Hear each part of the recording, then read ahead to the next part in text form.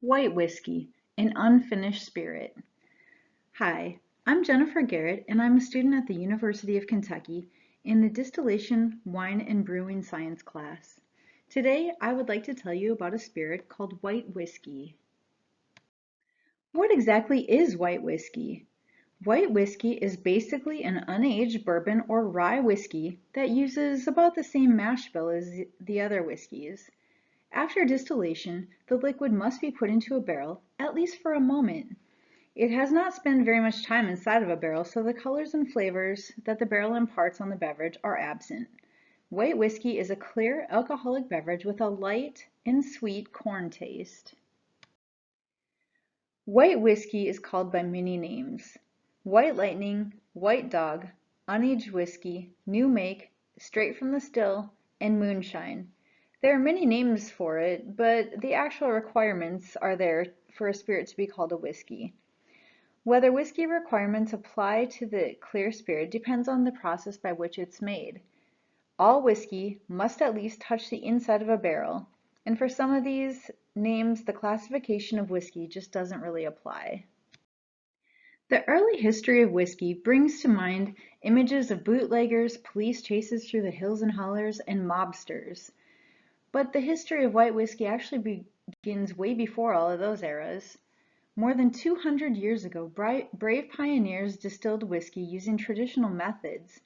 They drank it straight from the still, just as it was, clear, unaged, with a hint of sweet corn taste. The Volstead Act, which was commonly known as Prohibition, impacted the world of whiskey greatly.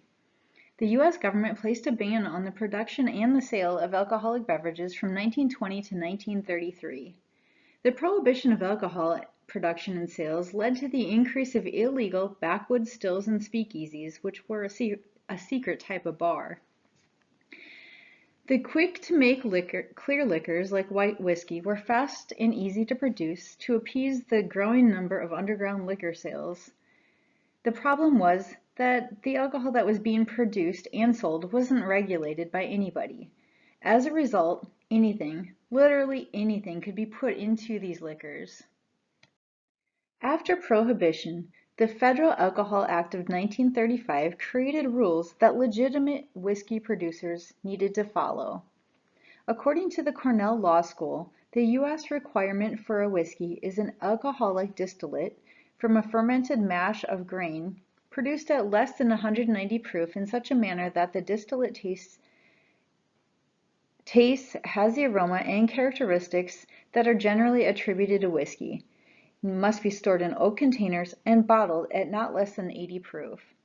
So by reviewing these standards, you can see that white whiskey is not the same as a grain vodka, which has been distilled to absolute purity with little or no flavor. It is also not considered corn whiskey, which has a mash bill of 80% or more corn. Nor is it moonshine, which often includes sugar in the recipe and is illegal. Instead, the variations within this category of white whiskeys comes from different configurations of their mash bills. Various mash bills produce incredibly unique flavor profiles, aromas, and finishes. Other variations within white whiskeys would be the use of different yeast strains, the source of water used for proofing, and the level of alcohol by volume in which they bottle it at. The production of a white whiskey is in line with bourbon making methods. The mash bill of a bourbon whiskey is at least 50% corn with wheat, rye, and maybe some malted barley in it. First, the grains that are in the mash bill are milled down to produce smaller particles. Next, those ground up grains are combined with hot water and cooked, allowing the grains' starches to convert into sugars. Sugars are necessary for the yeast to work. Then, the wort, as the product is called now, is cooled to a temperature that yeast can tolerate. Next, it is put into a large container with a proprietary yeast strain and left to ferment usually a week or two, as shown in the picture shown on this slide. The fermented liquid tastes and smells like beer at this point of production. The fermented product is now called distiller's beer. It is run through a still, from a small scale pot still to a large industrial column still. The size of the still depends on how much alcohol you are making. During distillation, the alcohols in the liquid are heated up to a point of becoming vapor. They are separated from the water and other undesirable components that are in the distiller's beer. Sometimes multiple distillations are done. The more it's distilled, the more flavor is stripped out of a beverage, so it depends on the taste that the distiller is aiming for. The result is a clear spirit that is 65 to 80% alcohol.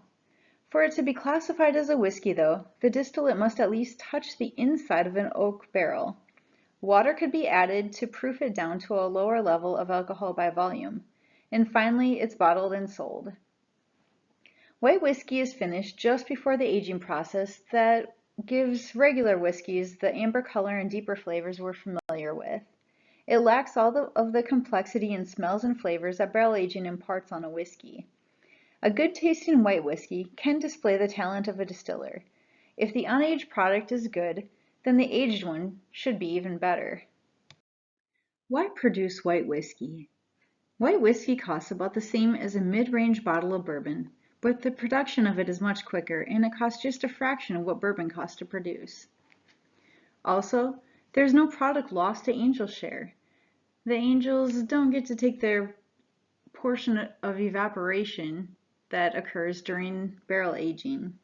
And since it skips the aging process, there is no need for huge rick houses for barrel storage, or playing the waiting game of aging, which can take many years.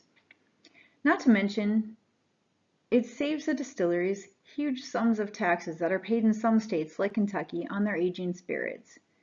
Other spirits have clear counterparts, so whiskey distilleries are taking a page from the books of tequila and rum and bottling their versions of a clear product. Low cost and quick production have made it easy for new craft distilleries to put out a product before their aged whiskeys are available. 20 years ago, it was nearly impossible to find white whiskeys on the liquor shelves, but now it's not difficult to find at all. There are many ways to enjoy white whiskey. Many distilleries, from large ones like Jim Beam and Jack Daniels to the much smaller craft distilleries, are producing and bottling white whiskey, so it shouldn't be that difficult to find on just any liquor store shelves. There are several ways to enjoy white whiskey. The way that you drink it depends on your preference because it's a very versatile beverage. The easiest way to try white whiskey is neat. No ice, no additions, just the liquor straight from the bottle into a glass. Sipped neat, or straight as some people call it, white whiskey has a sweet, corn-forward, almost fruity flavor that packs a little bit of a burn from the high proof. It's somewhat harsh to drink, raw and explosive tasting. If neat isn't to your liking, try adding some ice or maybe a little dash of water.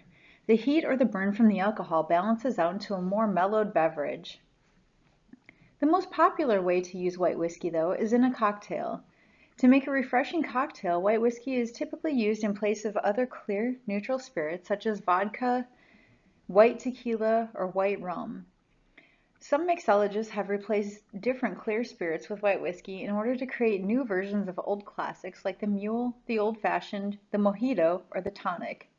Individual preferences apply to the likability of these white whiskey cocktails, but many people do enjoy them. In closing, I have shown you that white whiskey is a clear, versatile spirit that has been around for centuries. More recently, though, it has become popular with the rise of craft distilleries and new or updated cocktail recipes. This quick and easy to make, affordable whiskey makes it a clear choice for many to produce, sell, and enjoy in a cocktail. Finally, please always remember to drink responsibly. Thank you. Here's a list of references used in the making of this presentation.